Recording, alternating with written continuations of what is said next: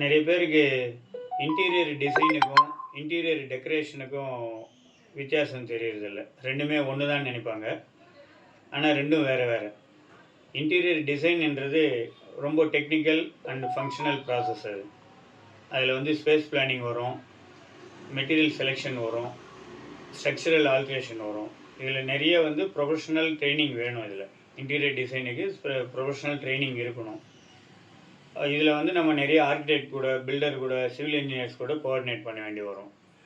ஒரு 3 பிஹெச்கே வீட்டை நம்ம ரீமாடல் பண்ணுறோம்னா டெக்னிக்கலாக தெரிஞ்சால் தான் அதை பண்ண முடியும். கிச்சன் எப்படி இருக்கணும், பெட்ரூம் எங்கே மாற்றி வைக்கிறோம், ஆல்ட்ரேஷன் பண்ணுறோன்னா அதெல்லாம் டெக்னிக்கலாக பண்ணணும். இதே இன்டீரியர் டெக்கரேஷன்ன்றது வேறு. இப்போ நம்ம பிளான் பண்ணி டிசைன் பண்ண வீட்டை டெக்கரேட் பண்ணுறோம், அழகுபடுத்துறது தான் டெக்கரேஷன். கலர் செலெக்ஷன் ஆகட்டும், ஒரு கர்டைன் செலெக்ஷனு, அந்த மாதிரி விஷயம், ஒரு வால் ஆர்ட் எங்கே வைக்கிறது. நிறைய வீட்டில் பார்த்தீங்கன்னா அந்த நிறைய இந்த பொம்மைங்க நிறைய வச்சுருப்பாங்க அங்கங்கே. அது பார்க்குறதுக்கு அழகாக இருக்கும். அதான் அவங்க வீட்டை அவங்க எப்படி அழகுபடுத்தணும்னு நினைக்கிறாங்களோ அதெல்லாம் தான் டெக்கரேஷனில் வரும். ரெண்டுமே வேறு வேறு, ஆனால் ரெண்டும் ஒன்றா சேர்ந்தால் தான் நல்லாயிருக்கும்.